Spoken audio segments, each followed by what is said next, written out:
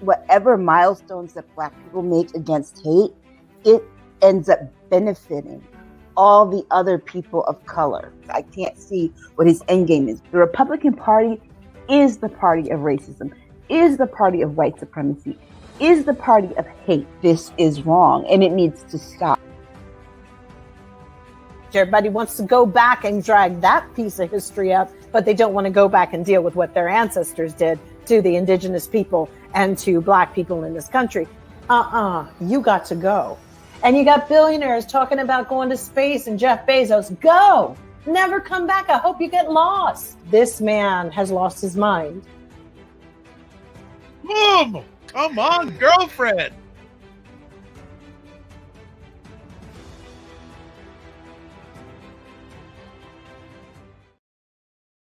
What is up, everybody? Dr. Vibe here, host and producer of the award-winning Dr. Vibe Show, the home of Epic Conversations, and I'm the host of Epic Conversations, 2020 Best Podcast News Award winner, 2018 Innovation Award winner given out by the Canadian Ethnic Media Association.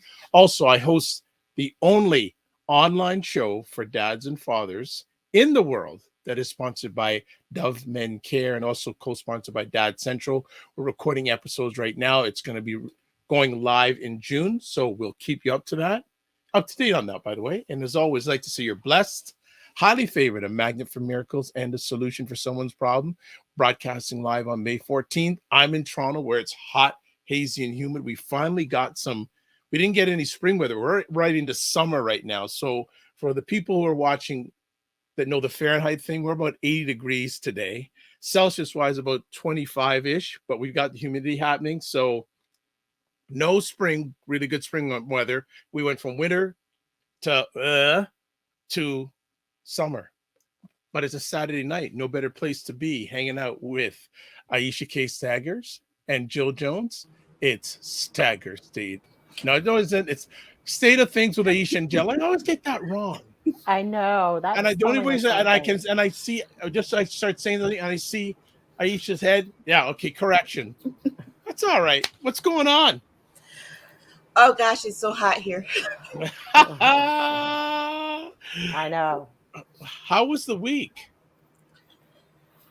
It was long. It was a long week, I thought. You know, there was so much going on. So like on the fly and everything, all the madness that's going on in this so-called world. It's a little cray-cray out there. It's a little nonstop too. So it's sort of like relentless, don't you think? Pounding away.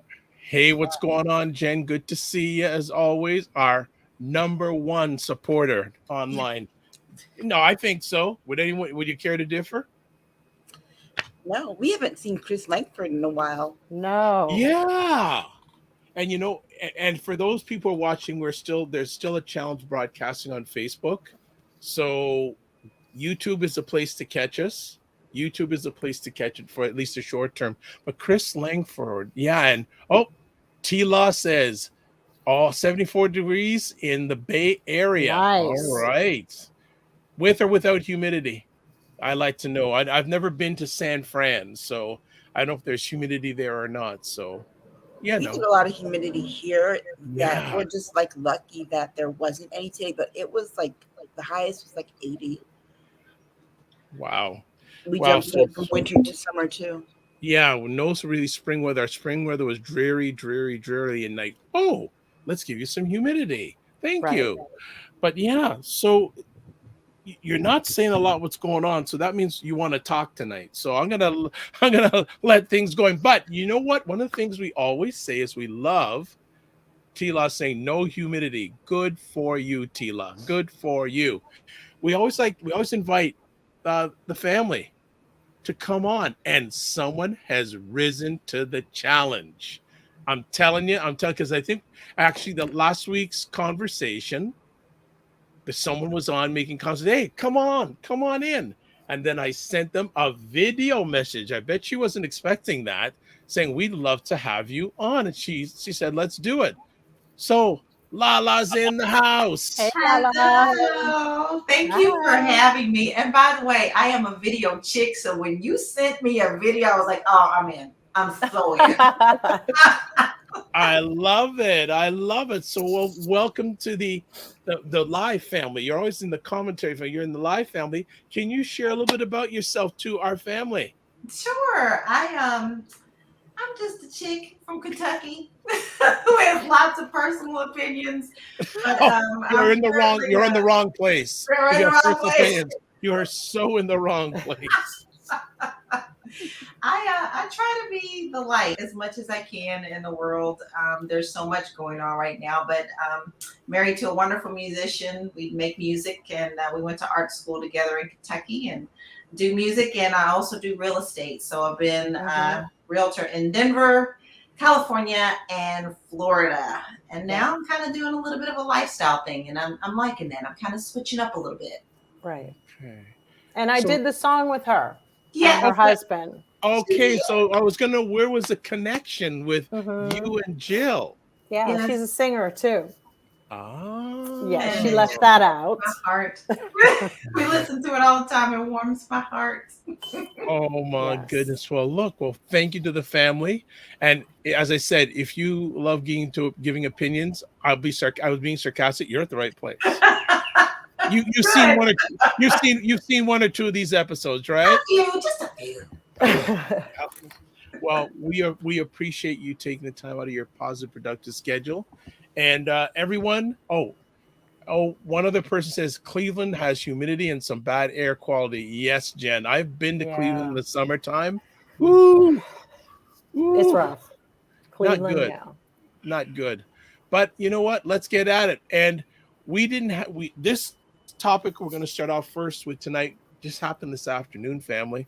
You may or may not know, but there was a mass shooting in Buffalo today. Like, I'm an hour and a half drive from Buffalo. Goodness, there's a border between us, and 10 people were killed, and now they're saying it's a hate crime. Mm-hmm.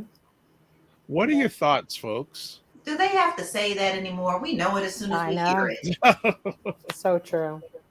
Yeah. The guy, he's a white guy. He was on 4chan and 8chan and all those weirdos. He's an immigrant. I think they said he looks like Ed Sheeran, funny enough. Kind of don't, and it of course they took him alive. It's like, I don't understand. He had an assault rifle with the N-word taped at the end. I guess, where you're lining up how to shoot people, and the N-word was written. You're kidding. He filmed it. He obviously had a GoPro on. He did all of this. He'd been planning. It's so premeditated. I think he should get the death penalty, whatever it may be, because it was definitely premeditated. His hero was the guy from Christchurch, the situation that happened in Newcastle or New Zealand. Yeah. I've already seen people trying to make it, well, he was radicalized. No, actually, he had a choice. He's a grown-ass person. He made a decision to be racist. After a while, you make a choice to do that, in my mind. And the police looked like they were handling him like he was Ed Sheeran coming out of a concert. He wasn't roughed up. Like he was doing. They looked like his bodyguards, actually. Yeah. He didn't look like a criminal at all. Well, that's not the first time we've seen that. Exactly. So we know exactly how these. Let it be a person of color. They'd be dead. Yeah. And next year, he'll probably have a show on Fox or, be interning for McCarthy or Ted Cruz. I mean, it's like, really, like, how low can we go? This is what happens. This is America. This is what it is. He'll be running for Congress in a couple of months from his jail cell and win. This is so disturbing because it's very much like what happened at Mother Emanuel in Charleston. And for those of you, if you don't know me, the state senator from South Carolina that was killed in that shooting actually was one of the people who sat and interviewed me for my job at the South Carolina Commission for Minority Affairs. So that was a very tragic experience, and they did the exact same thing. They brought him in alive, fed him Burger King, and didn't manhandle them, but let that be someone of color who did the same thing. And you're going, they might look. You can't even be in your own home, in your own bed, Right. and be a Black person Exactly. and expect to wake up in the morning, right? Like Breonna Taylor. It just doesn't happen. I'm surprised even that they took the shooter from the subway in New York alive. And Right. I think the only reason that they did that is because he didn't kill anyone. But if he had, what would that have looked like? This it's really disturbing because we're not talking about people who were in an environment where they were expecting violence. These were people who are just going to their local store, right? Yeah. And he shoots 3 in the parking lot before he even gets in the store. Well, when I first saw this story, and then when I heard we wanted to chat about this tonight, it took me back to a conversation we had a few weeks ago about gun laws. I don't know what state the governor basically said it was they were going to pass it's okay to carry guns, open carry guns. And Jill, I don't know if it was Jill or Aisha, you said something. I think it was maybe Jill. You said, "Look out, it's open season on Black people." Yes. Yeah. And we also need to not forget that yesterday, Elise Stefanik, she's a congressperson. She's the one who took Liz Cheney's job. Basically, they gave it to her in Congress. Yeah. She went on and on and on about white replacement theory. On and on. She incited it too. So she was part of it, tipping point, all of it. These people need to be held responsible and accountable for what they're inciting in their words. And even if not, they just should be dragged all damn day online for it.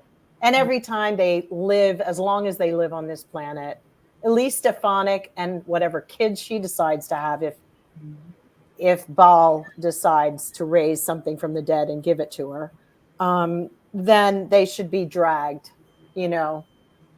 relentlessly. The thing about these people are, no excuses is ridiculous. Like this whole replacement theory thing, it's like the Republican Party in America, they took Nixon's platform, but like magnified it by 100. And so really they don't have any issues that they're running on. They're just going to run on racism. And that's it. And it's working for them, particularly in these state governments. The further south you get below the Mason-Dixon line, it's like 1955 again, right? Because of all the laws that they're trying to pass. Eventually, you're going to start seeing someone come after the 13th, 14th, and 15th Amendments. I mean, they've already. They're coming after the 14th. Yeah, they're lining it all up. Mm-hmm. They've been planning this for years behind closed doors, and the person who helped open that door, because it brought hate right back where it was Trump. Yep. They couldn't control him, but they knew they could use him. Yes. And that's what they're doing. They're going after every single thing. And if you don't watch it, Clarence Thomas, sooner or later, your wife and you are not going to be able to be married either. Because I know. It's so true. Yeah. Yeah. I mean, they're like, racism is the thing for them right now. Which is why I think Black people should just have more Black kids,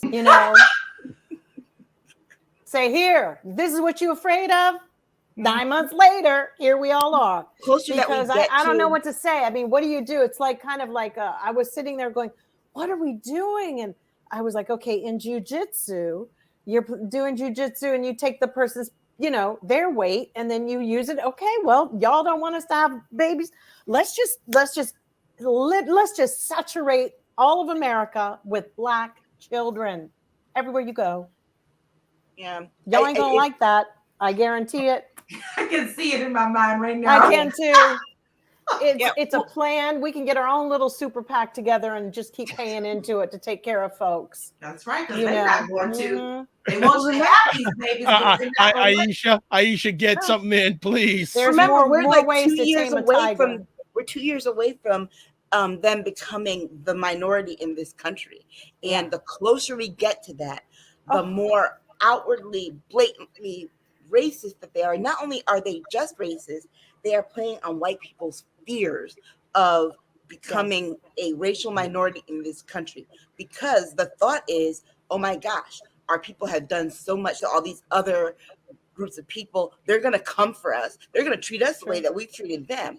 And the thing is that this tells you that they don't know any people of color, because we're not even thinking about y'all like that. Well, then they make up their own rules. But Come we on, need let's to. face it. Now we need to. Sorry. Yes. Okay. But All I mean, right. they themselves are always like, okay, well, here's an example. Someone actually said this to me. Obama is not the first black president because he has white in him. Well, who made the first drop rule? I mean, come on. Which side are you going?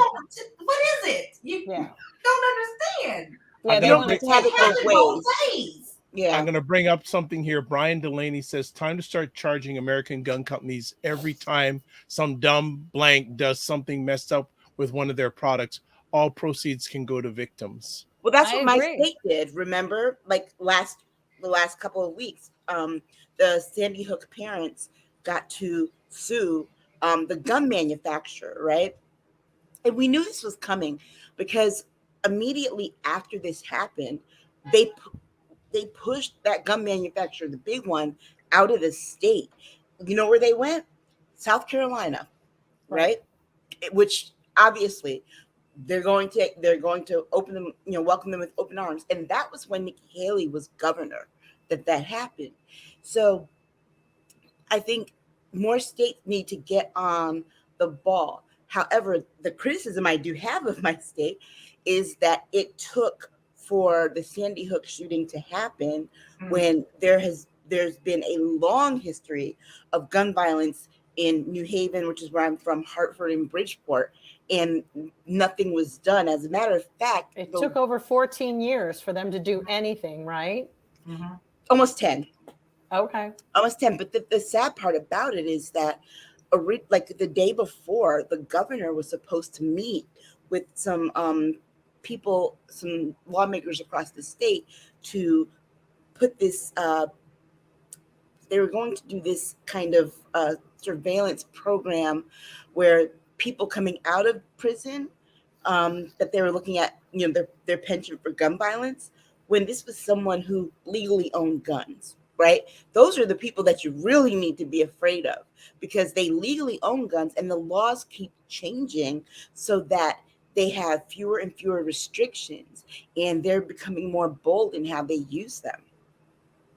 I don't know. I think that I honestly am at the point where I don't think the government's going to save us on this. I think that people need to know that going forward, everything is in our hands. The government's not going to do anything about it. Yeah. They never will. They're not going to. There'll be a few little commentary, oh, boo hoo hoo, and let's do this. These poor black people, a few white folks will be strutted out. Little whiteys will go out and be like, oh, we're really sorry, and this is not going to happen. Well, it keeps happening on you. So let's change the time here. We're not going to count on you. So I encourage citizens to take it upon themselves. I think that it's the only way we'll get rid of Fox News. The only way we'll get rid of anything is that some of it is in our hands. And, it sort of reminded me of Frantz Fanon, who I was reading about recently, when he went to Algeria and he was, the psychologist for like France and in like World War II, or was it? And he dealt a lot with colonialism and how colonialists were the mindset of colonialism. And even when sometimes you think you're out there, standing up there, it's very hard to not end up being on the side of the oppressor at some point, because you've been so indoctrinated in this game. Even the willfulness to turn it off and go on about your business, that's part of your indoctrination. That's part of it. Some people are like, oh, it's my self-care. No, you've been indoctrinated to make this a normalcy. It should not be. It should never be.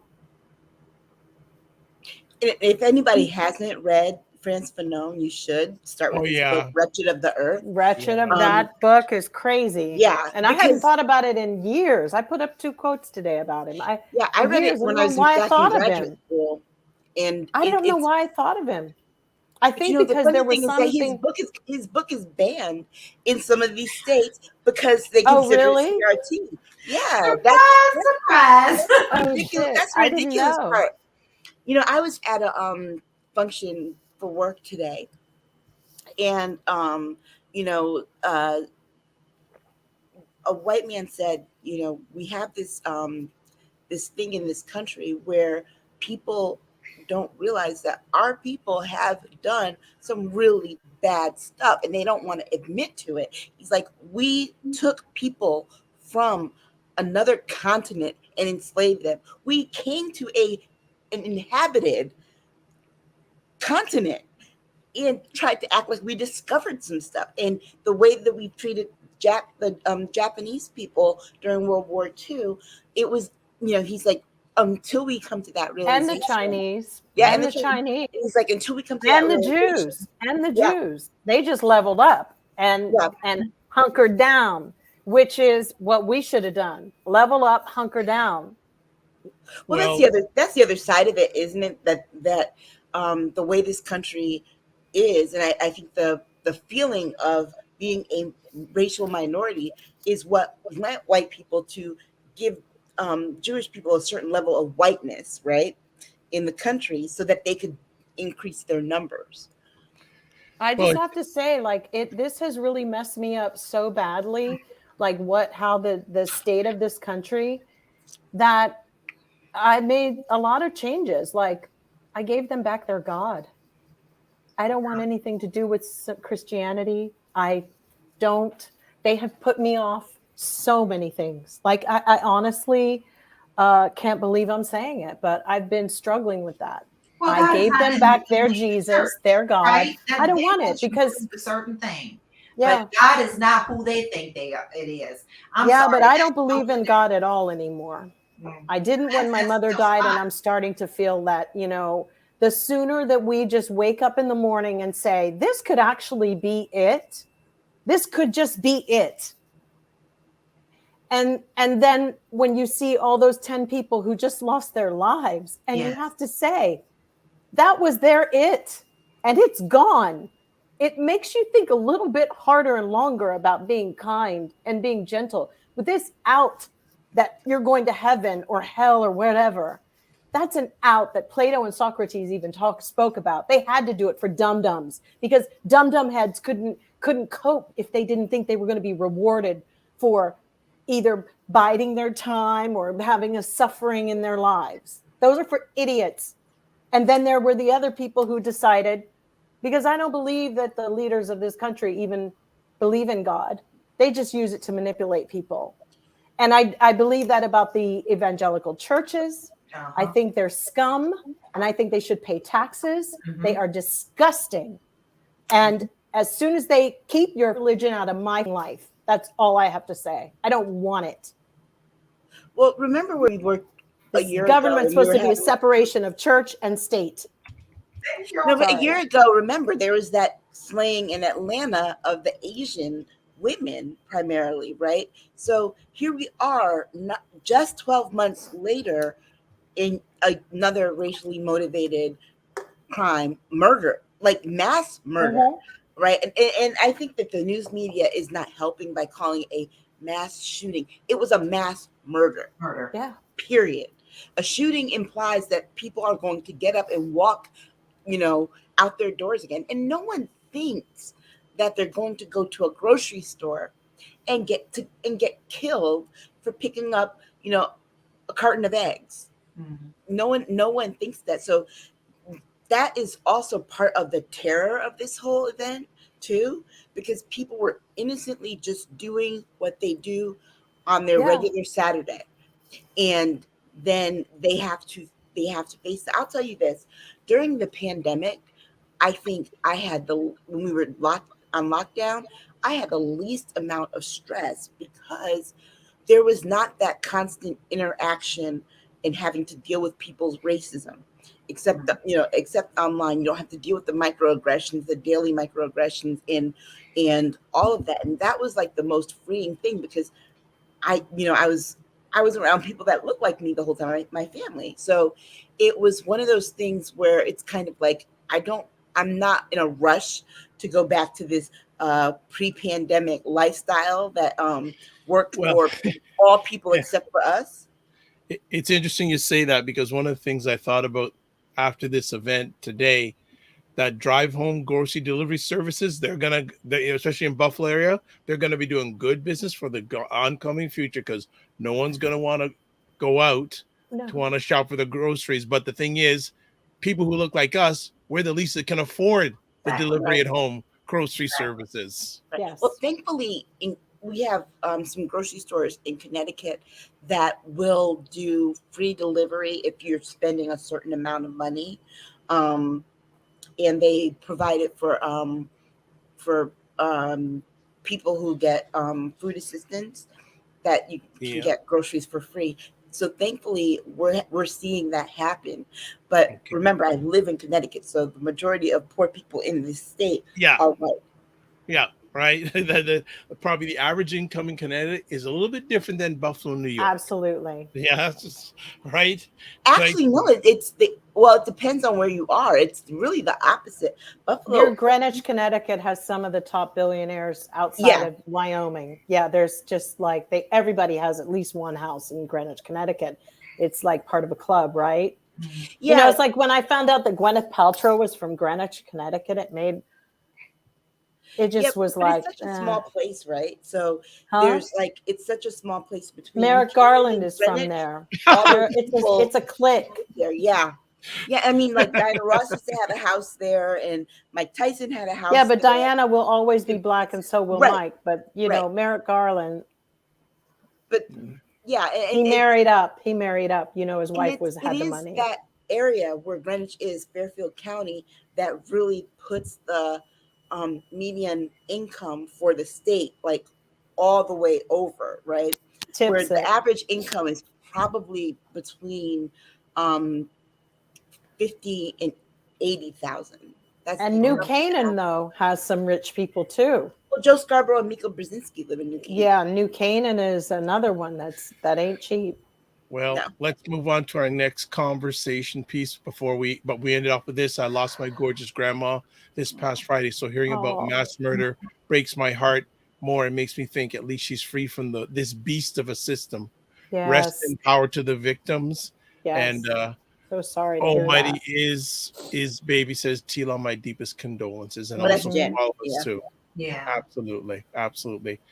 Let's move on to another conversation topic.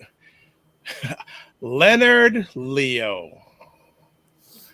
Him and Mitch McConnell have been bosom buddies for a long time, right? In terms of these. Give us the breakdown, Aisha. I know you read him. You're going to read him to filth. Well, he's like I said, he's the head of the Conservative Federalist Society, and what's so important is that he was in Mitch McConnell's ear, giving us Gorsuch, Kavanaugh, Amy Coney Barrett, and they really were trying to shape the Supreme Court in their image. They knew that if they had, that's yet another reason why they kind of conspired with McConnell to not give Obama his pick, right? And there is no law that says, a president can't make a Supreme Court pick if a seat comes open and it's this close to election. They made this up. They literally made it up to do this. And unfortunately for Obama, he had no control over. How did he not? I've always had. I don't get that. Me either. Because in 2010, remember, Republicans took control of the House and the Senate. So he had no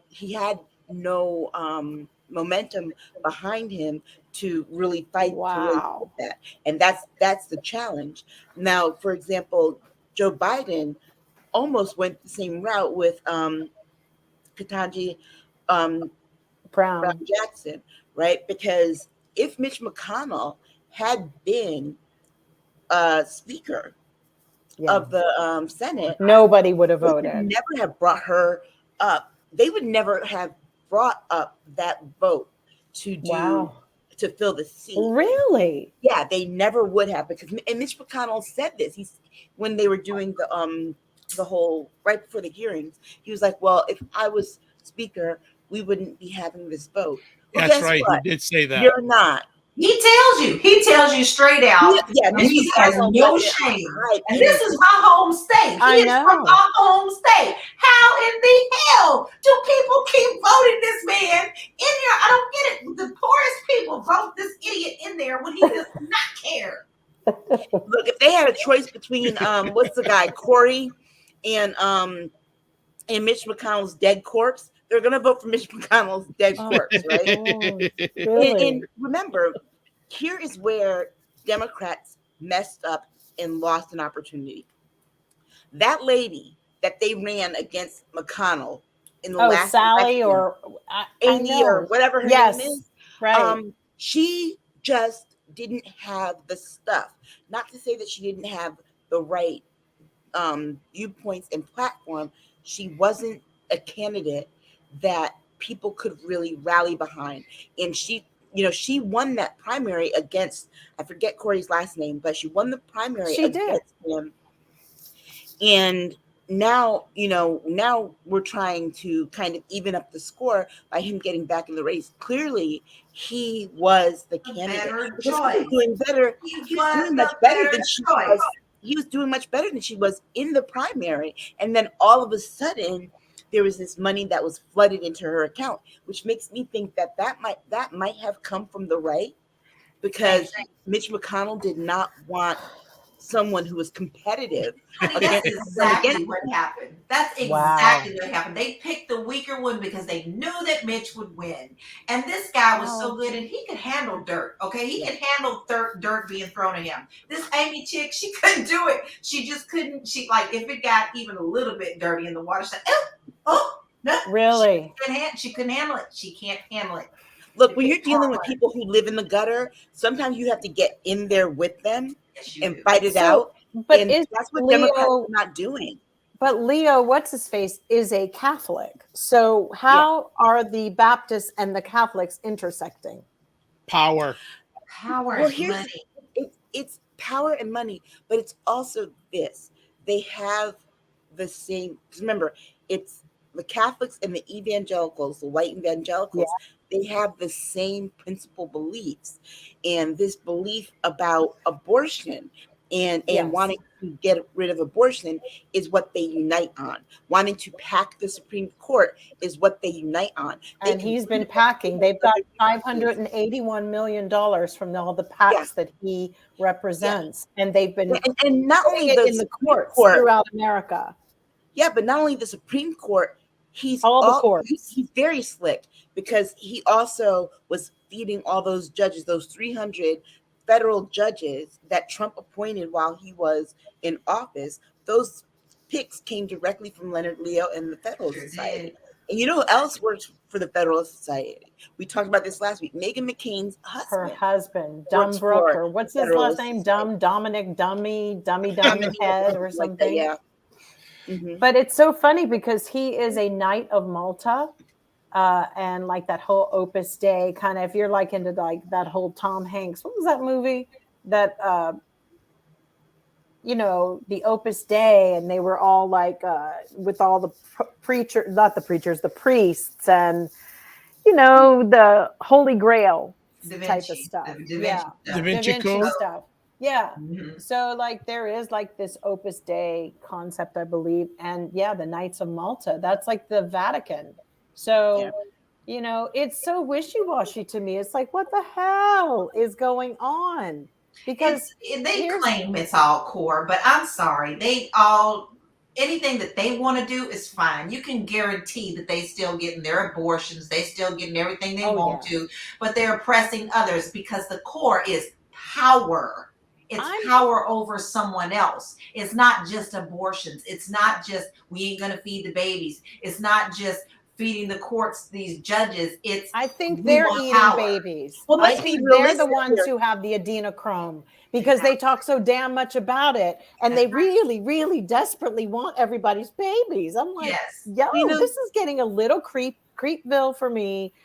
Amy Coney Barrett made this comment Oh Lord. that because of the, let me get this right, it was in her footnote, and Alito lined up his footnote Yes, with her, about the where having he enough. cited, he had been making a point that quantifying the supply demand mismatch of babies and it really discounts the whole emotional and financial costs of having a child, right? We all know that. However, he lined his up where he cited to Amy Barrett's points she made in an oral argument in Dobbs, where she said, there's no harm in carrying a baby the whole way to term because the safe harbor laws actually mean that all you have to do is just drop them off at a fire department, church, or a police department. And then but the crazy thing about their two footnotes actually are signaling that there's no hardship in forcing someone to have a baby. And Alito was kind of referencing like the 14th Amendment about trying to correlate the 14th Amendment in there. But if you really look at the 14th Amendment, they're basically advocating for, the 14th Amendment is about a lot of freedoms, but they're advocating for the government to be in charge of a woman's body and telling her to make babies and breed for them if they so want. That ain't no And that's like chattel. And the 14th thing. Amendment moved, has a clause in there about chattel and about bodies and telling someone what to do with their body. It's very specific, and it's in there because it was written around. I mean, it's like it's ironic that Alito would have referenced the 14th Amendment, but twisting it. It was like, you didn't even read this because you're promoting that the government would start coming in and telling people what to do with their bodies. What if they told you needed a hysterectomy? We got rid of these kind of laws when they were doing eugenics and when they were doing those kind of things. So he is an original. They call these people originalists. Is that what it is, Aisha? He's an origin. He wants to go all the way back. They take the Constitution literally. Yes. And there's a challenge though here. Remember why the 14th Amendment came to be, and that part about chattel is very important because the 13th Amendment is what made Black people citizens, right? Right. The 14th Amendment was necessary because basically it says, no, these people have a right to their own bodies.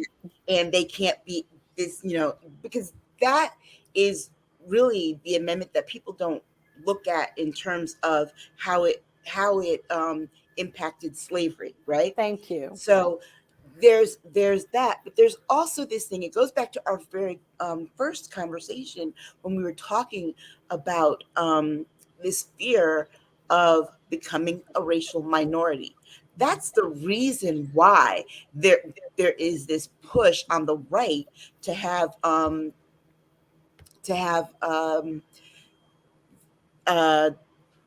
Roe overturned, because they don't want more white babies to be aborted, right? They don't really care about women of color at all. It's making sure that they have enough voters in the future to maintain control of what they have control over. And it also speaks to the fact that a lot of people, particularly men, but Amy Coney Barrett, I don't think that she birthed her kids, because I was going to say that she would know pregnancy is not easy. Thank you. She didn't have her babies. Talking about, oh, well, it takes nothing to carry a baby to term. Right. Like, really? It's like talking to Barbie about how to have a baby. Not fun. These two are like talking to Barbie and Ken about how to make babies. There was this clip about, you know how they have this reporter go out and he speaks to all these people, right? And they're all talking about adoption. They're all out there screaming and hollering, we want adoption. And so he goes, okay, well, how many babies have you adopted? I've had both of my children. And then he goes to the next lady. How many babies have you adopted? Yep. Oh, I have birthed my children. So what are you talking about? Adoption. You know nothing about adoption. You just want somebody else to do adoption. They don't. And they don't. Things you don't know. And when you start using children as a commodity or products here in America, I mean, they are reluctant to let children go. A lot of people I know have gone to adopt, and they're reluctant. They put you through hell to do it because they get federal money. And once you start doing that, I mean, with jails and private adoptions. I mean, look, everybody wants to talk about how come Laura Ingraham got both of her kids from, like, one from Russia and the other one from Guatemala. I mean, all these women, white women who say they want to adopt so badly. Why'd you leave the country to do it? Well, here's the other part of it too, is that, what if it was a woman like me who was on bed rest most of their pregnancy? How are they supposed to work and afford things for this and live while they're carrying this child as a human infant? Wait, how much does it cost to have a baby here now? Like $125,000, right? Like if you have it on the street, it's about $150,000. And childcare ain't cheap either. Yeah, but they want you, even just because we also risk. We have one of the highest death rates of women, particularly women of color, going in to have their babies here. But it's a fiasco. Personally, I think the Supreme Court has done themselves in. Ain't nobody taking them seriously. They're not transparent. They're a clown show, and they can do whatever they think they want to do, but they will not get away with this. No, I don't think they are so not because people rolled up to their homes. Get used to it, because we have just as much right to go and stand in front of your homes and protest as anybody else. You are not above it. Stop acting like you are above the law, because you are not above the law. And here's the sad part, right? Really, because once this was leaked, the very first words out of Joe Biden's mouth should have been like, I'm expanding the court. Bam. Period. I'm expanding the court, because as long as you've got people like Leonard Leo working with Mitch McConnell to not bring certain people to a vote and to bring other people that they want into the Supreme Court, I mean, it's always going to lean to the right. And the challenge, the real problem with that goes back to what Jill said earlier. We have a separation of church and state. Why are you putting these people on the Supreme Court? Because they have these religious beliefs that counter Roe.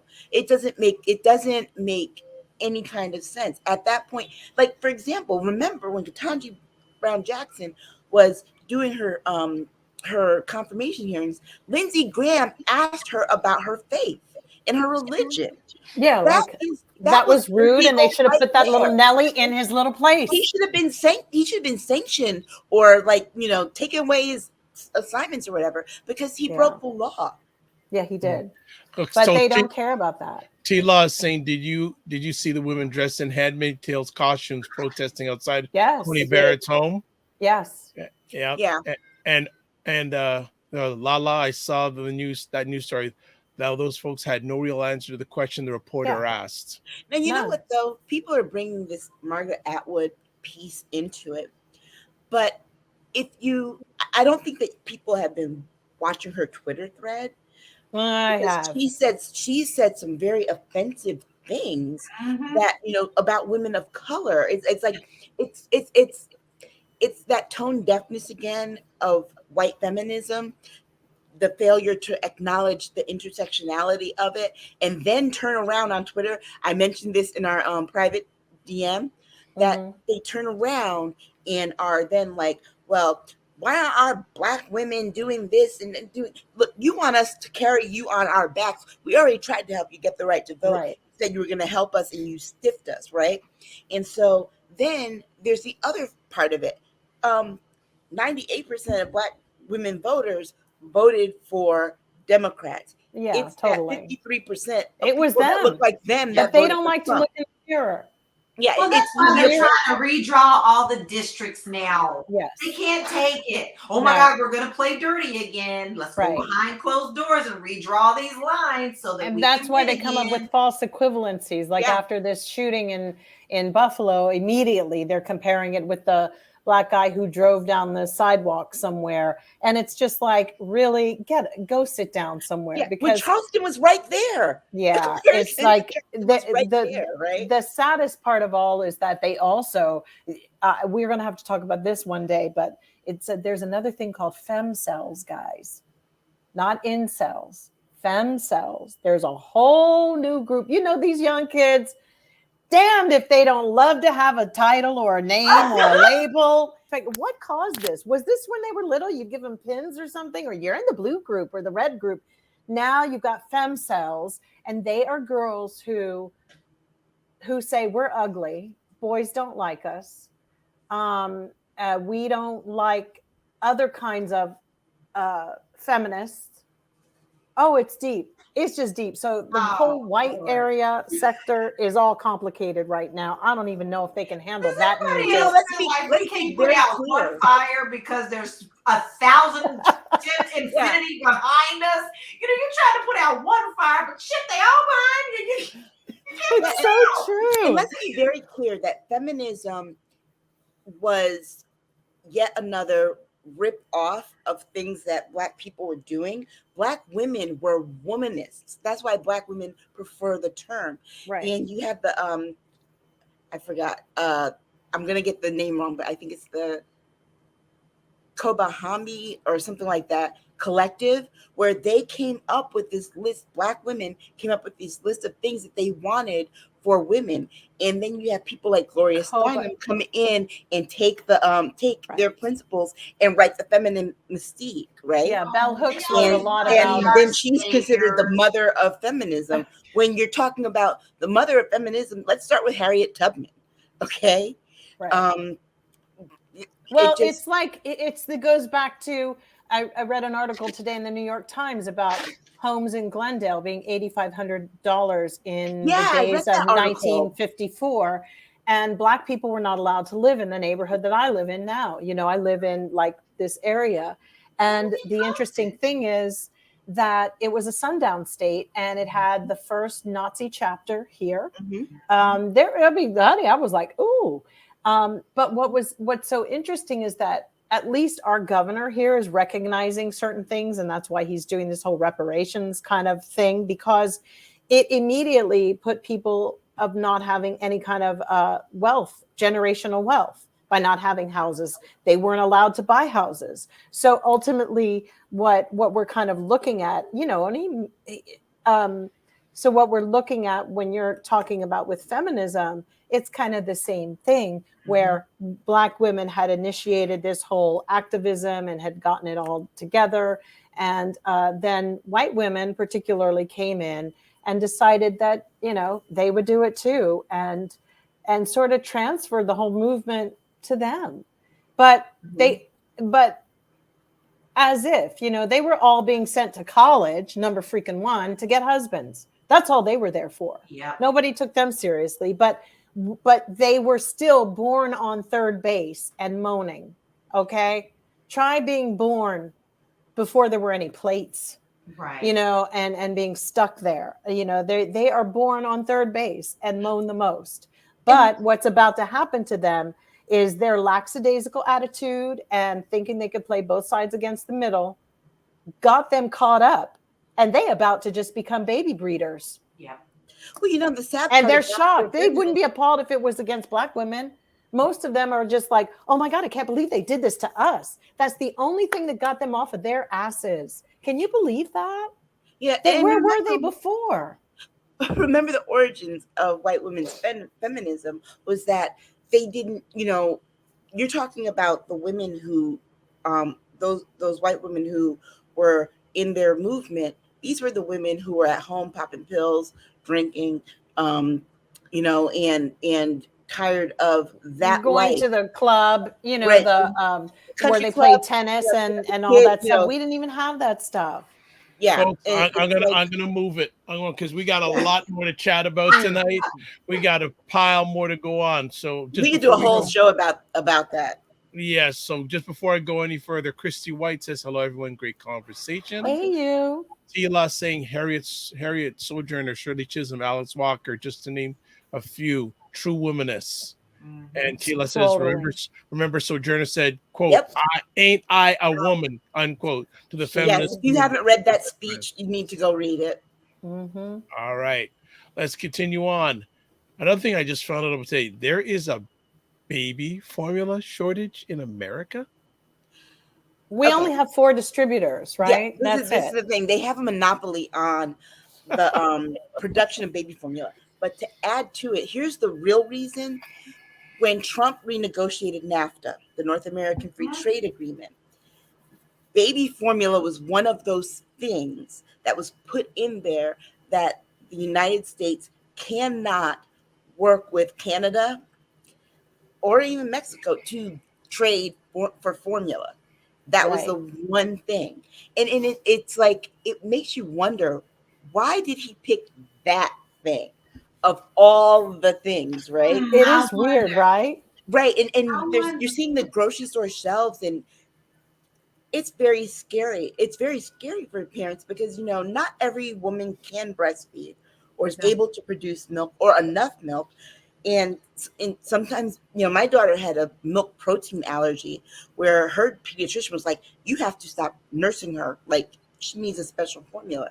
There are all kinds of challenges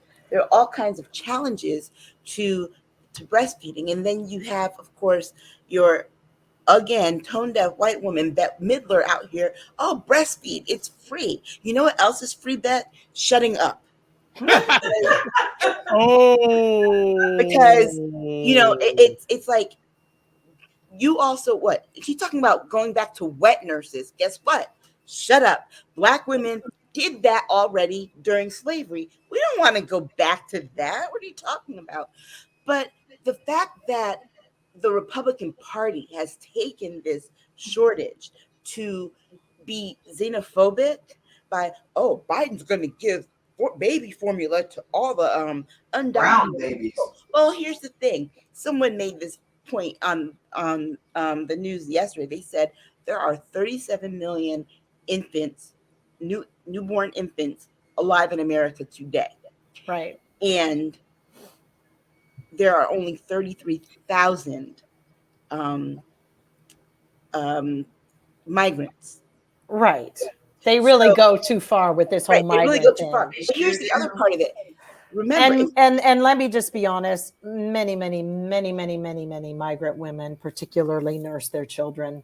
Yeah. Yes. American women, white women, with many baby formula while you're trying to pump and they nurse their babies. They are not like all up in the formula. Let's just be straight up. They're healthier than American women are on the go. They got to make it lucrative to get around and do their stuff. I nurse too. But here's the common sense part, Jill, is that, the common sense part of this is that if a baby is getting formula, that means they're under a year old, right? Mm-hmm. Which means likely those babies are citizens in this country. Right. Why would we not want to feed our citizens? Right. Period. Because Elise Stefanik, that weird witch that I told you all about, that, what did I call her? A freaking goblin? Goblin that she is. She made some crazy comments, about that. And, like I said,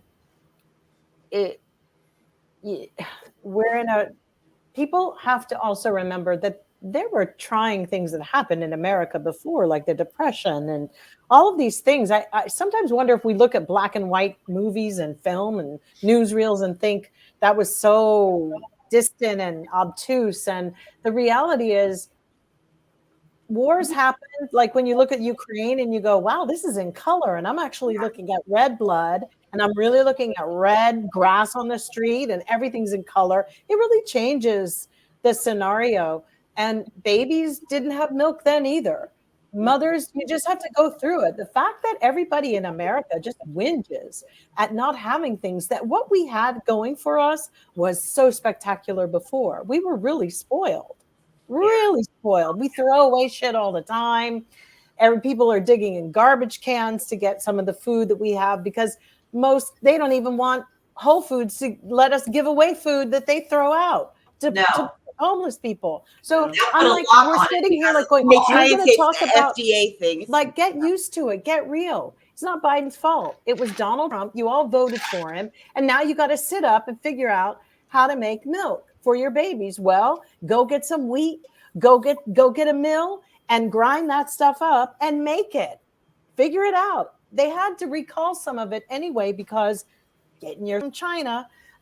Anyway, they had to recall, like, I don't know how much of it. So that was one distribution. If people practice as much as they concern over the stuff they feed their kids anyway, get out of here. Get out. I didn't think that Beth said anything really crazy. Formula was in the 50s, right? In the 50s, it was very unhealthy because they were using evaporated milk and Karo syrup. Which and water rots your to make teeth. a baby formula in the 50s and 60s. Now they don't actually do that. They put vitamins and they pasteurize the milk and all of this. And it's so funny because it's like here you have the Republicans, go and make your own formula.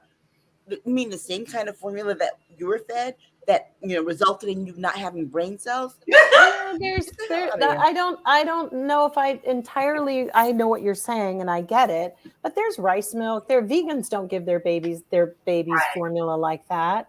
You know, it's like there are so many women. I think we focus so much on what's not being done. It actually might help if somebody did a TV show about what are you doing through this crisis. It's like that's what we didn't learn from COVID. Like, what are you doing to get through this?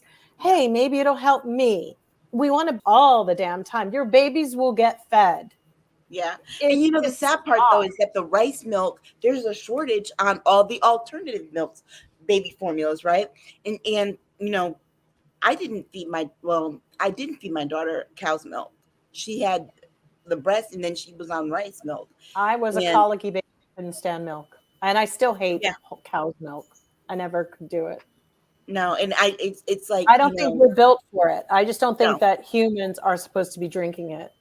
Well, humans shouldn't be drinking milk anyway because we are the only mammals that drink milk beyond. Exactly. I don't get it, and I just don't do it. I mean, give your kids some water. There are many kids that had to go to bed hungry. Yeah. And I feel for people who have babies, but it's not the time to. Look, you had a baby during a pandemic. Get it together. You should have maybe just start being a little more proactive as a parent and storing up stuff. Call me cold as a whatever. But here's the other part of it, Jill. The sad part is that they're talking out of both sides of their neck, right? So the first thing is, there's a shortage of formula, blah blah blah. Let's blame this. But you want women to carry babies to term. Thank you. You can't have it both ways. That's my point. Right. You cannot have it both ways. Yes. And don't call yourself pro-life. You are pro-birth. Period. Because you don't care about the baby before they're born, really their mother, and you don't care about what happens to them after they're born. I had a really good friend post a wonderful post and on Facebook, and she was like, "Okay, look, I'm going to start putting up all these recipes for women to start making their formula at home." And what did Facebook do? Bam! Put this warning up. Warning. Oh, right. And you can't share this stuff because it's not healthy and it's not good for your baby. Says who? Yeah. Says who? There was a whole thing in New York. There I was involved with a group of women, and we were kind of like the underground who we shared. Some women were like selling like raw milk and doing some really interesting things but it was all through email and stuff. I mean, you have to develop these pockets and get off of, some people are going to have to be more proactive and get off of these platforms to actually communicate with each other about it. I mean, some people don't believe in pasteurization, of like our dairy and stuff, but I did quite fine living in Europe and Paris when I used to eat cheeses, and my daughter too. It's like, it's just a very different thing. And like I said, there's other ways to, you got to nurse. If you don't have that, it's not such a bad thing. And really nursing is a practice too. I think here's the thing: what the men who are talking all this stuff don't understand. Nursing is a practice, right? Mm-hmm. It takes time for your milk to come in, which means you have to do the practice of nursing. 3 days. It takes 2 or 3 days. Well, That's all it women takes. don't build up the right supply though to feed a baby every 2 hours, so I it does take time. I often challenge that. I don't know. I think that a lot of women just don't like to do it. It makes them gag and they don't like it. I personally, it was painful. I got through it. It hurt like hell. Now, those women who nurse all the way up where the kid has teeth, I ain't into that. But, that's kind of wild. But I do think that there's got to be a group of women that are not online talking about it. It's got to be an underground of women. Right. Women can help other women. Yeah. And they have in the past. I mean, no one talks about it, but there are many, many groups always that help. Yeah. And here's the part that really has people's panties in a bunch, is because Joe Biden is trying to change that part of NAFTA. That made the trade between U.S. and Canada on baby formula. Can he do that though? Yes, he can. Remember, because Trump renegotiated NAFTA. I know. For no reason. There was no reason to renegotiate it, right? Because I think Trump laid booby traps. I think that's why, even with the gasoline and all these deals where he's telling the corporations, gouge the prices, go crazy. Because I believe that there's a feudal system going on, and people, we're already in it. The coup is still ongoing. All of this is the coup. This is the fabric of the coup. This is like stage 4. Yeah, this is the coup. Because they start, of course, trying to overturn an election, but then they get into these little pockets of things that they want to stop and to stop people from doing. That is one of the reasons why they're taking over these state and local governments, right? It's like, oh, yeah, you might not be able to be a U.S. senator, but you can be on the school board and stop this from being taught, or these books from being available to kids, or these masks from not being worn. And they're infiltrating all aspects of American politics. Yes, they are. All right. And we're not catching, the Dems aren't catching up.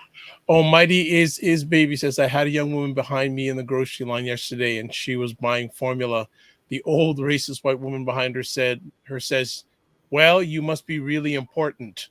Unbelievable.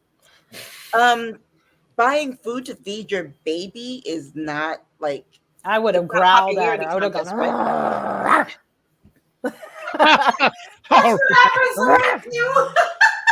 That actually surprises people. I did that through COVID when I had my mask, and people would get too close. Like after a while, I tried being like, what don't you get about 6 feet? I did all that with people. What don't you understand?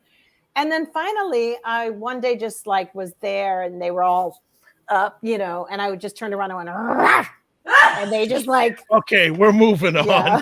We're moving on. Next topic. It worked. All right. I bet it did. What do we need to know about Finland, Sweden, and NATO? So last week, Finland and Sweden said they want to become part of NATO. Good. Because they feel threatened by Russian aggression. Thoughts? Well, Finland's been building their underground tunnels for years. They have a whole underground city that's going on because they've anticipated all of this stuff with Putin for a long time, and anybody would at this point. I was listening to something the other day that said even the World Bank, the World Bank often has, you can go on its site and there's things to download, and you'll kind of can see what people are buying, like their inventories, what's happening, shares, what all this stuff. And it's one of the least downloaded things that's there for people of all countries to download. And only 1/3 of nations download it and read what's happening. So when they talk about grain and all of that stuff, everybody kind of saw this coming with Putin, apparently. And now when they say, oh, we're going to have a grain shortage, oh my God, the wheat and whatever. Well, they only exported 6 to 7% out globally to specific, mainly the Middle East and all that kind of stuff. So all these things, the media does stir it all up, but Finland's been trying for a while to get rid of that neutrality deal came from what, World War II, or was it World War I? And that was only because they sided Well, they've always had problems with Russia. Let's be honest. That was the only reason they like worked with the Third Reich and the Germans, because they were trying to get Russia off their asses back then. So there's always, they want to come in, and I don't blame them. Yeah, because and here's he's the other part hovering around there. Well, here's the other part that really bothers Russia about it, right? Because Russia's making these threats, like if you join NATO, it's over. Over what? You can't even win in Ukraine. Here's the thing: Finland shares an 80-mile border with Russia. Yes. Mm-hmm. Which means that in order for Russia to get into some of these countries like Belarus and even to Ukraine, if there is a blockade on the direct border, they would otherwise go through Finland. And if you look at how the map is, it is very much a Hitler kind of planning process that he's going through, right? Which was how Hitler was able to take over Europe and go into Russia. Well, the opposite is true here, is that, that having these two very neutral countries now want to join the alliance means that Russia will be on all of its land sides covered by NATO countries. So the invasion is going to be much more difficult. That just tells you where he's trying to go with it. He's trying to take over more land and more countries to make them part of Russia. He wants the old USSR back, and he'll take any land. Talking about how the Bering Strait is just between Russia and us either. They're looking at the world map wrong. They're looking at all the way that it's been taught us. His ultimate goal is, all right, I'm going to get this here and here and here, but let me get on over to this Bering Strait real quick. That's so true. And that is right behind his thinking. And if anybody does not see that, they are blind. And I think in his mind from the very get-go. Well, it's so interesting because he turned off the electricity to them like last night, or I guess, which would have been their Friday or Saturday. I don't know. It was yesterday. He turned off their electricity, and he's definitely he knows that that's the strategy that they've all kind of come up with. But somebody made an interesting point the other day about his mindset. Quickly, that if he is terminally ill, all this is about he goes out with a high note where they think he really was trying, and he's setting up his funeral, his statue, and that's what this is about. Unfortunately, we don't know if that's really true because they want us to think that he's sick. I don't even know anymore if he is or he isn't. So. But Finland does need to come in from the cold because they need to still, there's evidence. I guess it took them a while to make the decision, but from the evidence, what we can see, this is the best solution. When you put in what Lala said, like Laura just said with the Bering Strait, and what Aisha has just said, you put it all on the table, and you don't even need an intuition to see how this was going to play out and why he's going to act like such a little fool when he gets, his tail in. Because now he's trying to scramble and figure this out because they just did something that kind of put a monkey in the stew, a wrench in it. I hate to throw animals in these things anymore because I like animals more than people. But Jill, what you said is so true. And then what Lala said is that people in this country do not know what the world map looks like, right? No. This is why you have all of these people on the right who are like supporting Putin, because they don't understand where countries are situated in relation to Russia. A lot of them don't even realize how close Russia is to the continental U.S. Yeah. So it's like, I did tell some people that, okay, Russia's right next door to Santa Claus. Damn it. And I think I ruined it for a lot of people. But they're near the North Pole. Remember, Sarah Palin can see Russia from her house. Yes. And so God.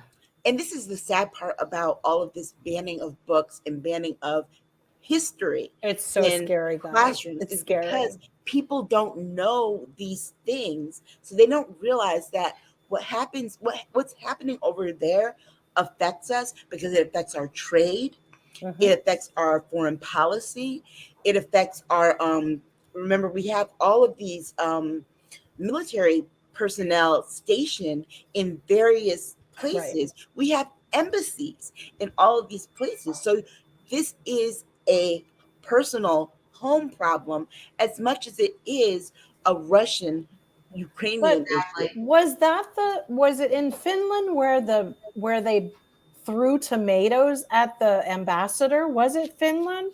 I think so.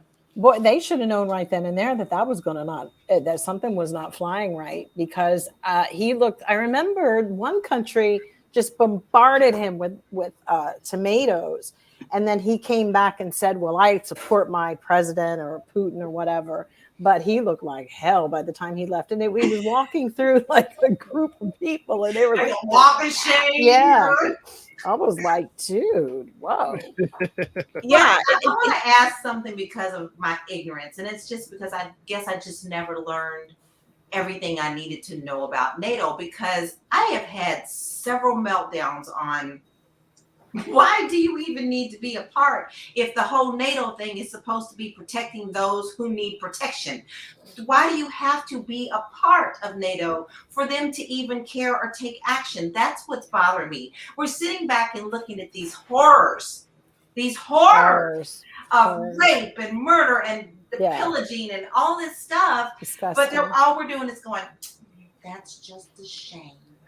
Why are we sitting back and just saying that's a shame? Because I don't understand, and I need someone to explain it to me. Because NATO is really a response to our involvement in world wars, and the really with kind of like America being I want to say an isolationist country, because it's like we don't want to get involved in other people's stuff, but we want to get involved in other people's stuff. Yeah. And so the alliance itself has the rule that, okay, if a NATO member country is being attacked, all the other NATO countries will come to their defense. Finland and Sweden are out here without protection right now. Mm-hmm. And Russia is making all kinds of threats. With Russia to their border, and Russia, remember, they came across the border into Ukraine. They can easily come across the border into Finland. And Finland doesn't have the kind of military that can defend an invasion from Russia. So this is why they're eager to join NATO. This is why we have countries who join NATO, because they don't have the military presence to really fight something like an invasion from Putin on their own.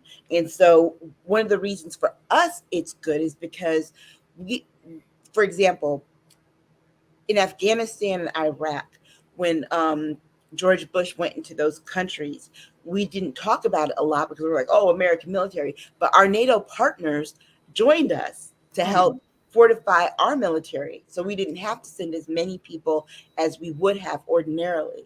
And so that is the benefit of it. Sweden and Finland have been those two for more than 100 years, those two countries that are like, we're going to be neutral. We're not going to get involved.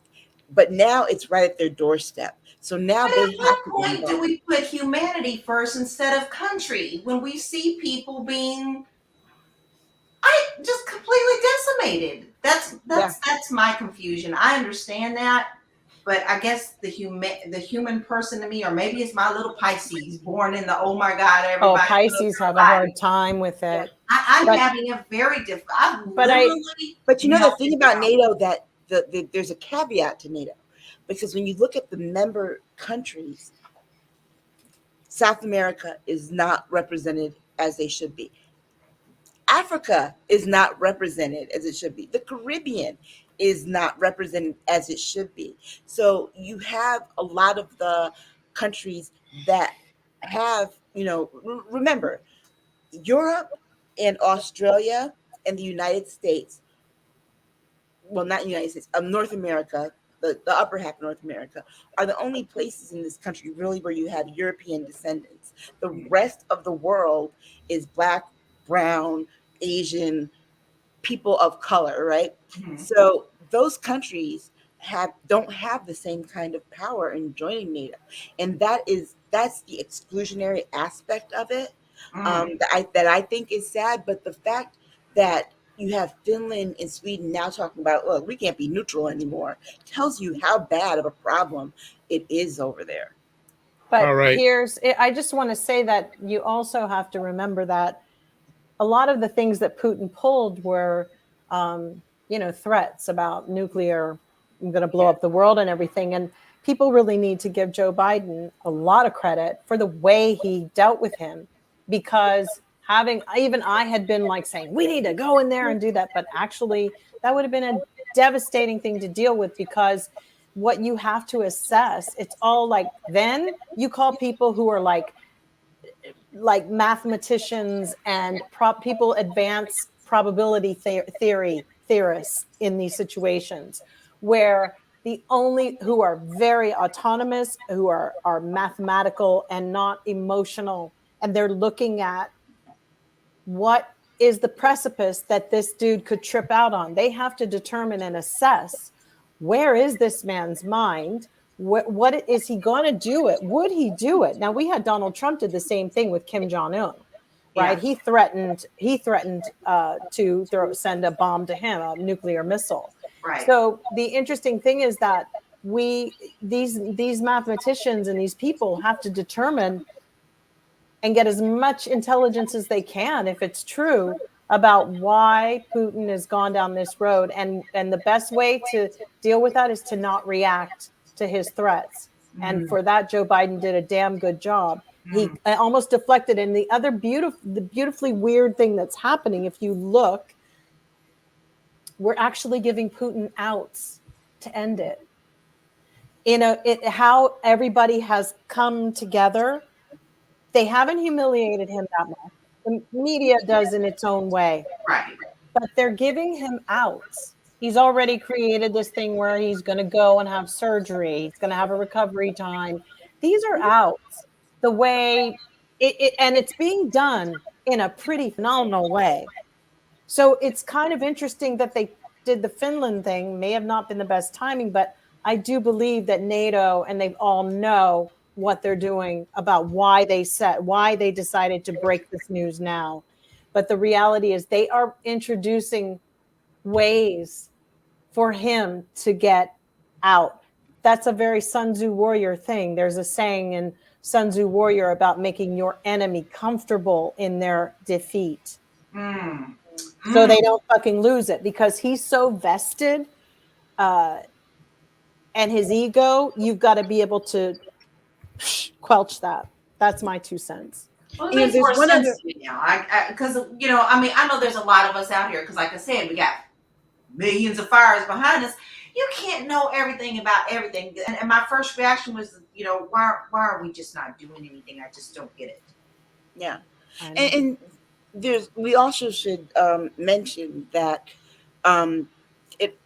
NATO also opens up countries to funding from outside sources in a way that that is beneficial. So if they don't have weapons and things like that, what we're doing, we're right now is we're treating Ukraine kind of like a NATO partner with all the things. But we should note that this last $40 million did not get passed because Rand Paul sat up there and was like, I'm not doing it.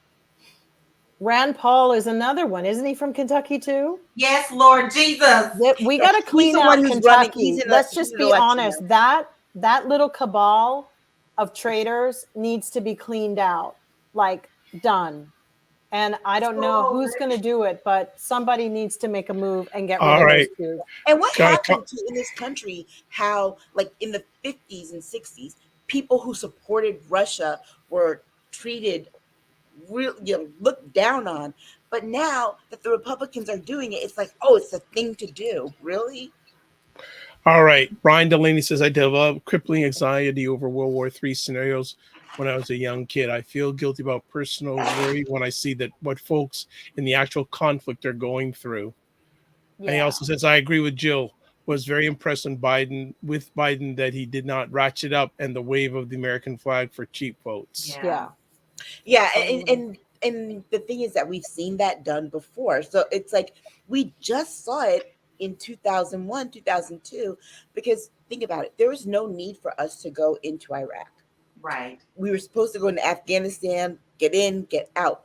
The Iraq part of it was a personal vendetta by the former US president. But now we can see that China's not going to come in and rush to save. Right. And we also know that they've stepped out of it.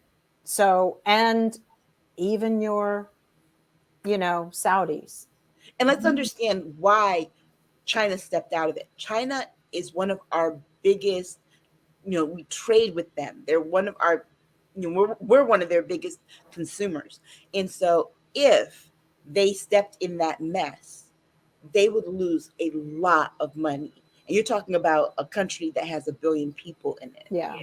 So it's, I see why China's kind of like, you know what, leave our name out of this, because what is it? Rare. I'm not in it. My name's Ben, and I'm not Bennett.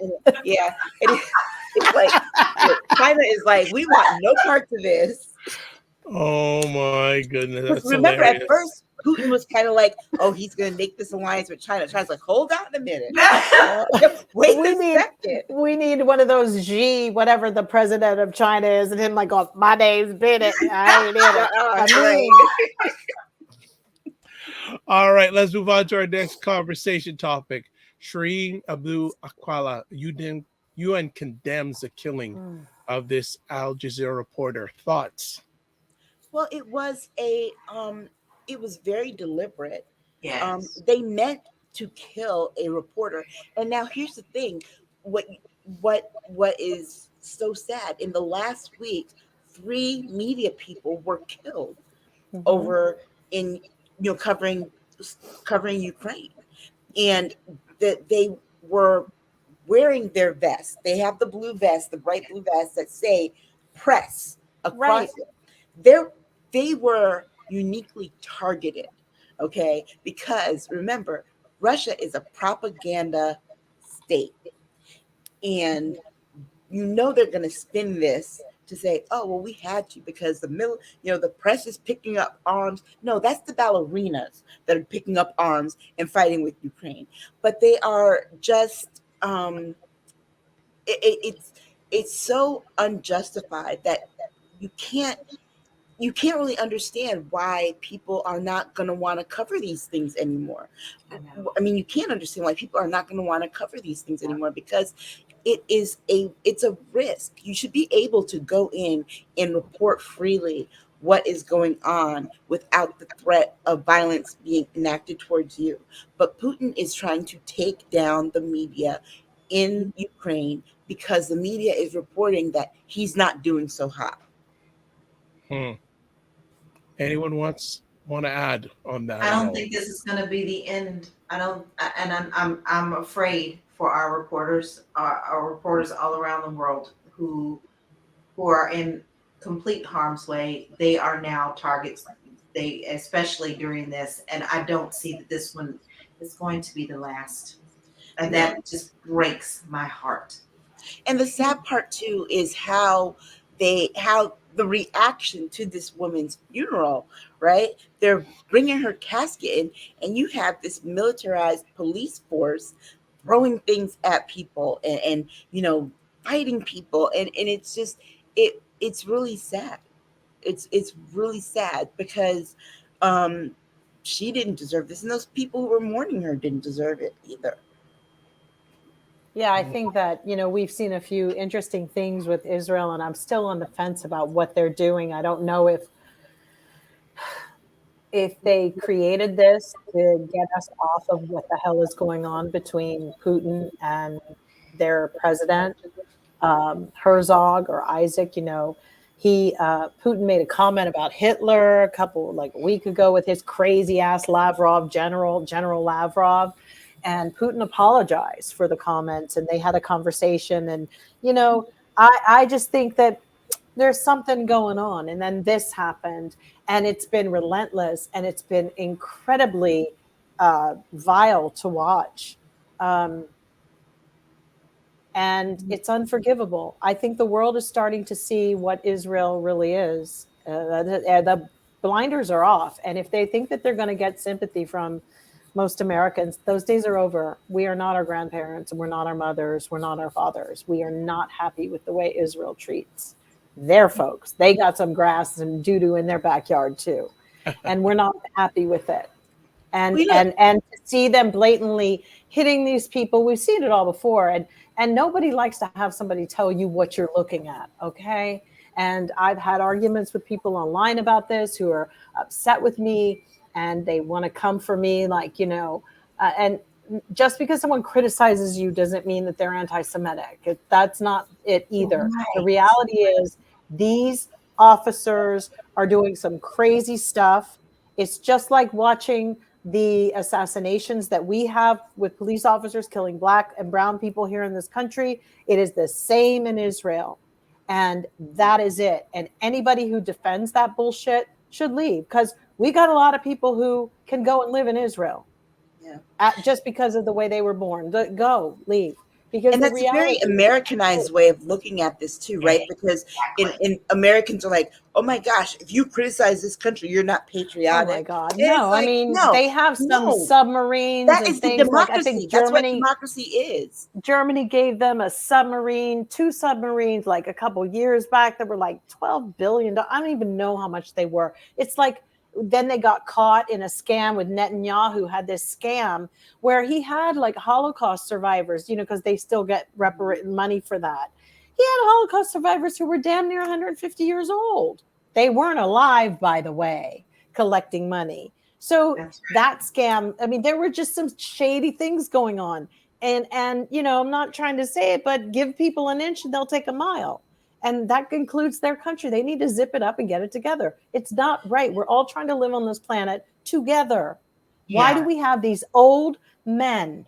They are terrorizing us. They have been terrorized. These old white men are terrorizing us. Yeah. And remember, and then you got the crazy Saudis who are running out of oil, trying to keep afloat a couple of islands that, climate change is going to devour. And then what? They're all riding on donkeys? I don't know. But, the thing, too, is that the Palestinians didn't just get to Israel. They have been there, right? Going back to the Bible era, right? Exactly. This is like a bunch of children. They've been there, and they've been fighting this battle that long, a couple of centuries, right?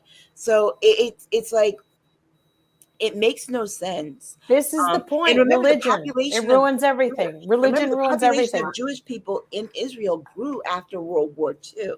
So it's kind of like, okay, how do you take people who just come in here and, make them? Well, guess what? America did the same thing. Yes.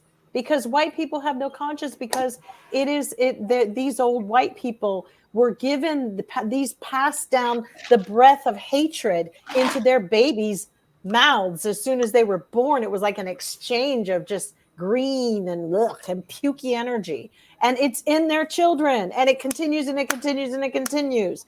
Still today. It's taught today, in our homes. Which is why I'm all about ignoring racists and not inviting them to parties. I keep saying this. And if their kids go to school with your kids, don't invite them on birthday parties.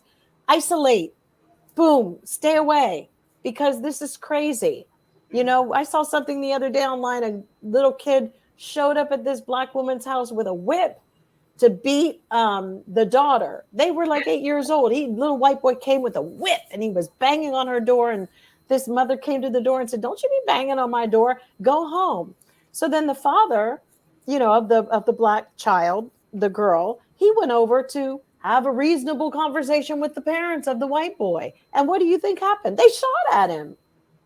Yep. And then he Took tried out a to gun and say shot that he at him. accidentally shot at him. Well, first of all, what you doing out with a gun in the first Thank you. place? You don't Not if accidentally you're shoot at your people. house or not. Ain't no accident. Thank you. You don't accidentally shoot people when you pull out No. the gun and aim it at somebody. That's not accidental. And these are your neighbors. It's like nobody wants to throw your neighbors into jail. It just creates more animosity. You live in these places. You know how difficult it is, to move out, and then, but there they are. He was like, I don't like the way you came over here and talking about my son did something. I don't like the way your son showed up with a whip at my door. I mean, this little kid showed up with a whip and was whipping it, not just walking with it. He was whipping it. Yeah, unreal. Let's get that to our would have last been the last comment. whip that kid had ever seen if he'd have showed up and rolled up on me. All right, last story. Why COVID is a key suspect in severe hepatitis cases in kids worldwide. Well, let's define hepatitis first of all. It really is your liver is kind of going into liver failure. That's what it is. There's different types of hepatitis, but the viral hepatitis is really bad. I had it in 2011. I got it while I was traveling, and almost went into kidney failure to the point that they were looking for a donor kidney. So imagine, that's me as an adult. I mean, liver failure. I'm sorry, donor liver. That's me as an adult. But think about children and their bodies and their systems aren't as strong as adult ones. And so if a child needs a liver is a vital organ. Absolutely. So hepatitis attacks the liver. And COVID is a virus. And why is it a key suspect? Well, because remember, children are not getting vaccinated, particularly children under 5. And so we're also sending them to schools, that a lot of schools that don't have updated and upgraded HVAC systems. So the air quality in the schools are poor. And now you have these schools in all these states where they're like, oh, take off the mask. So people are taking off the mask. Kids are catching COVID. And honestly, I think that kids have COVID at a rate probably comparable to adults, but it's not being reported. Right. Because they're not studying it in children the way they are studying it in adults. And so for this, a child has has a compromised liver.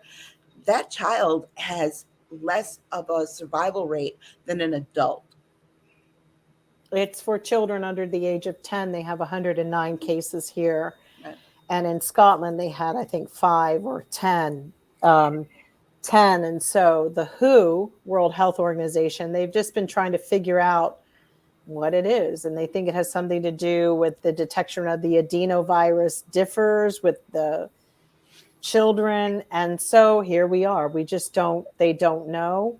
They know that they think it might have been associated with the version of the gastroenteritis, that version that kids seem to be showing problems with. And, I think that for the next 10 years, we're not really going to know everything that COVID has done to everybody. I think they're going to be studying it for a while, and all these cavalier outtakes and people, let's just say that wasn't yesterday, like our day, like 1 million people we reached in America. It was like, we have to have some kind of sobriety and respect and still honor those people. But it's so disrespectful to see people who still don't believe that it was anything. No. And we'll tell you that we're crazy. Yeah. And they are ramping it up. And there's great concern for the winter, because now we don't know what that's going to do. But think about this too. Kids going to school, they have PE class and all that stuff.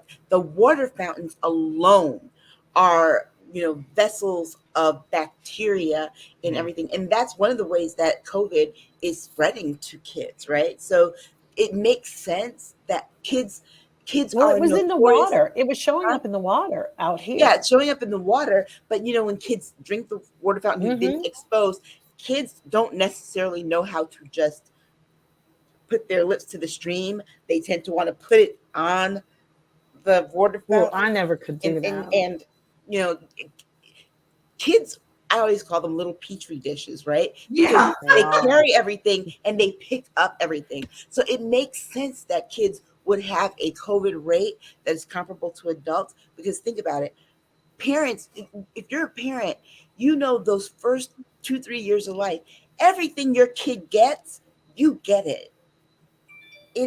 And so to not think that kids don't have that rate of COVID or the results. But they've had kids who've died from this. They have died. Yeah. And, because hepatitis is deadly. But they're saying they don't know if it's A, B, C, D, or E. They know it's an acute viral hepatitis that causes this inflammation inside the liver and elsewhere. And I'm telling you, when, we are really going to see a real, we have the worst healthcare in the world. So we can only imagine what that's going to do.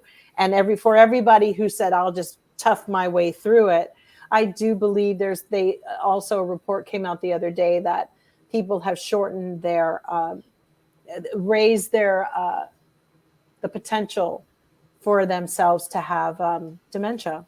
Yes. So that was a really sad thing to actually see that can come down the pipeline. We're just in a really weird time in history, very bad time. And the early signs of hepatitis mimic other kinds of illnesses. So parents seeing these things in their kids, one of the first things that happens to you is that you are so overly tired. It's like you will sleep. I slept for 2 days straight before my mother's like, something's wrong with you, right? Because you don't sleep this much. And then, other thing, it changes your urine, which also could look like a UTI. So it mimics other things before they get to it. So I'm sure a lot more children probably were struggling with it than we know of, but their parents thought it was something else. I'm with you, Jill. We're you know what? We're not going to see any of these real numbers and real stuff that's going on until 10, 20 years later, when we're going to be looking back on it and saying how stupid we were. I mean, let's just face it. Even now, with all people not wearing their masks and stuff, what's back on the rise? The flu, the cold, everybody. COVID. COVID. Well, a friend of mine actually told me that he lost a very good friend of his 2 weeks ago. Yeah. And so we've forgotten. There are people who still die. The guy, it did such damage to the guy's lungs. He was trying to they were trying to get him a transplant. He was on a list, and that was kind of like, he wasn't going to get anything. It's just too many people. And he was only 55 or something, young. Yeah. I had a friend that passed away from COVID who was a healthcare worker. But within the last week, people are unaware or seem to be like, the media just goes on about it. Right. No, people are still dying. Yeah, people are still dying. And the sad part about it is that when you look at the proportion of people who died prior to January 2021, the majority of these casualties came under Donald Trump, who refused to do anything. Remember, one of the reasons that we're not going to know a whole lot is because, first of all, he probably ate some of the papers or flushed them.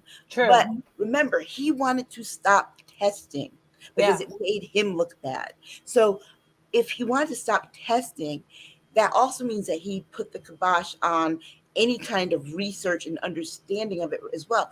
This is the same guy who's putting out propaganda saying people should drink bleach.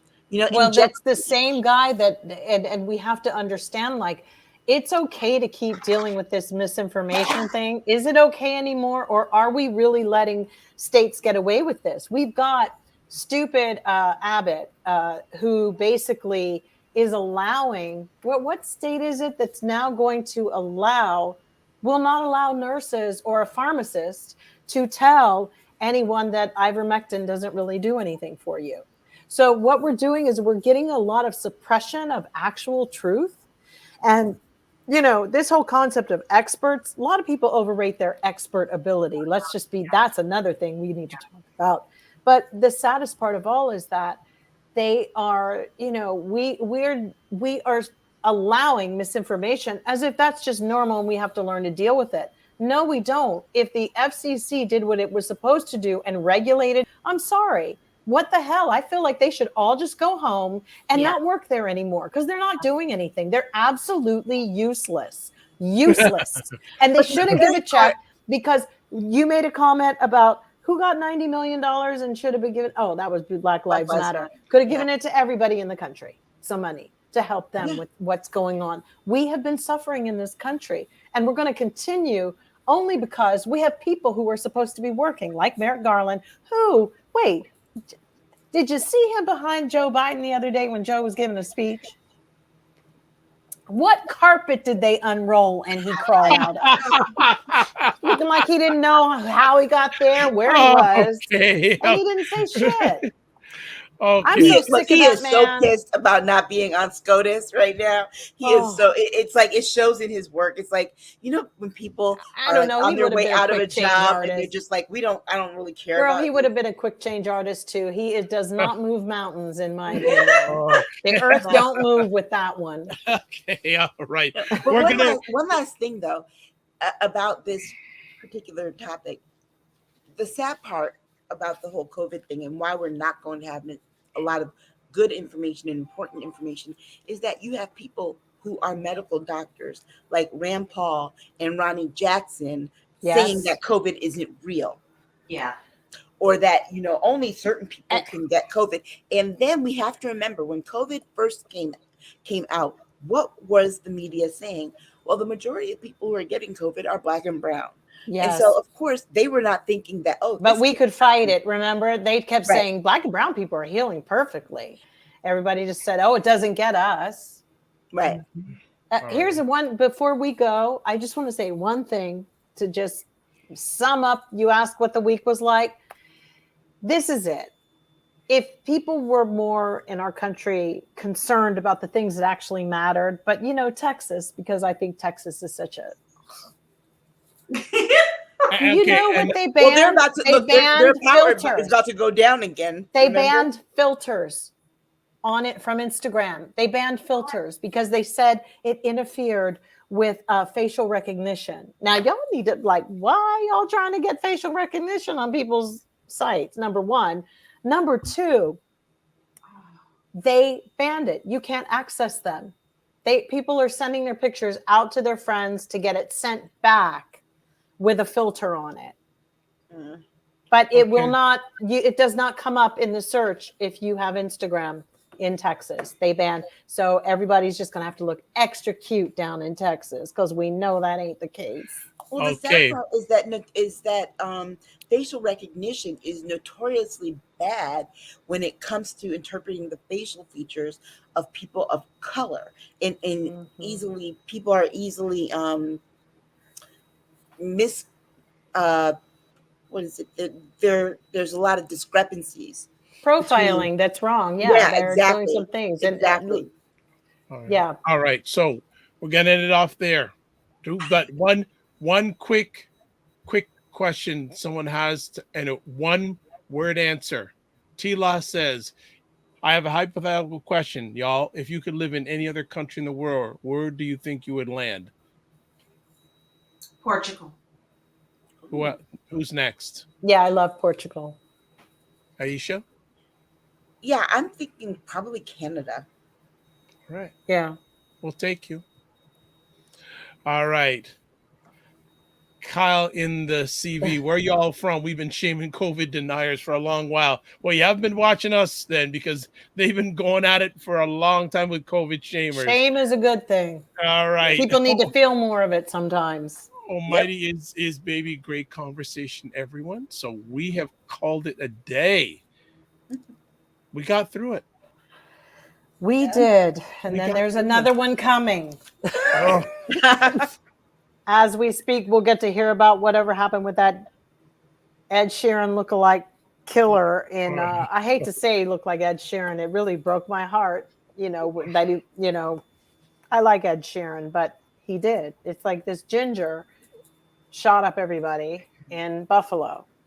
All right. Sick before we let everyone go, as always, we want to say Thank you to Lala. Hope you can come back. Yes, please. We enjoyed it. I loved it. If you have time, we'd love you to come back. Yes, I we would love that. Would love to. And Tila saying, great show, y'all. Thanks as always. Brian saying, thank you. Oh, thank you, Brian. You're a new member of the family. Please do not be a stranger. So before we let y'all go, got to get contact information. Lala, where can people find you? You can find me on Twitter at Realty Goddess. That's where I'm branded all over the place. If you get me there, you're going to get me everywhere. All right, good stuff. Jill Jones. Jill D. Jones at Twitter. All right. Aisha Staggers. Aisha Staggers at Twitter. All right. And myself, all the crazy places you can get a hold of me are right there. I'd like to say thank you for everyone who watched the conversation live or on the replay or listen to it on the replay. Appreciate it, and we don't take it for granted. Want to thank everyone who caught us live tonight. We had a lot of fun tonight. And our audio video editor, she got a lot of work to do. But she enjoys it. If you want to catch replays of these epic conversations, let me just pull it up here. I'm trying to find where you can get it. I usually have it already here. There we go. You can catch replays of State of Things with Aisha and Jill on the Dr. Vibe Show YouTube and Facebook page, or on my website, the drvibeshow.com. As always, I close off with this. Live your life as a dream. If you can dream it, you can make it. Sometimes you have to get small to get stronger. Block assumptions, then aim bigger, aim better, aim higher, aim wider. Love, faith, and respect. Remember to give yourself grace. And I also want to add something new. I forgot two things. Well, one I said on the regular, and something new I have now. Don't just manage your time, manage your energy. And finally, quality time comes out of quantity time. So next week, I think we're doing a repeat next week because Aisha cannot make it, but follow us, and you'll find out. But there'll be something on. May not be live, but we'll be on. If it's a repeat, you know it's going to be good. God bless. Peace to all. Keep the faith and walk good.